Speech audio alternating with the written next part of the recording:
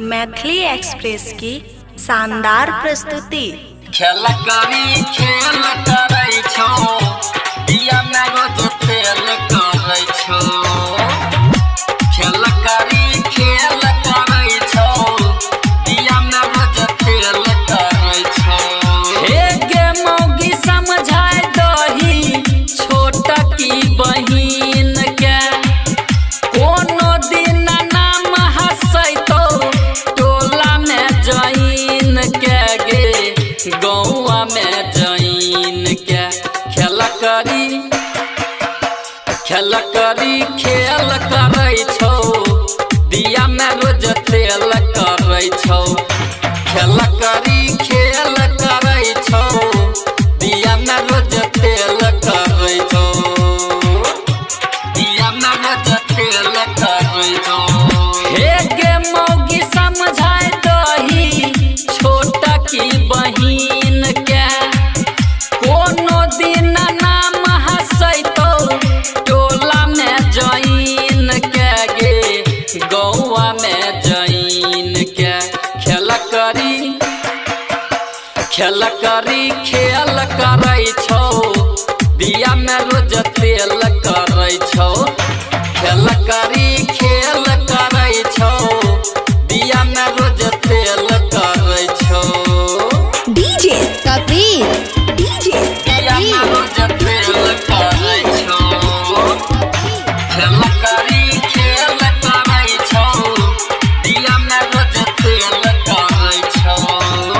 करे नै छो काज गे घूमै ले जाइ छो बाद गे की कहियो हाल मलबाबै छो गाल चोरी छुपे छोरी करे छो बवाल। करे नै छो काज गे घूमै ले जाइ छो बाद गे की कहियो हाल मलबाबै छो गाल चोरी छुपे छोरी करे छो बवाल। ई सबके फेल करे छो दिया में रोज तेल करे छो। खेल करी खेल करे छो दिया में रोज तेल करे छो। दिया में रोज तेल करे छो। खेल करी खेल करे छो दिया में रोज तेल करे छो।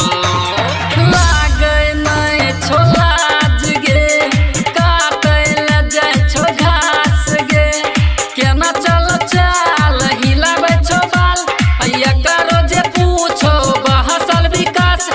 लागै नै छो लाज गे काटै ले जाइ छो घास गे केना चल चाल हिलाबै छो बाल एकरो जे पूछो बहसल विकास। सुमन से मेल करे छो दिया में रोज तेल करे छो। खेल करी खेल करे छो दिया में रोज तेल करे छो। हे गे मौगी समझाए दही छोटा की बहिन के कोनो दिन नाम हंसै तो टोला में जईन के गे गौआ में जईन के।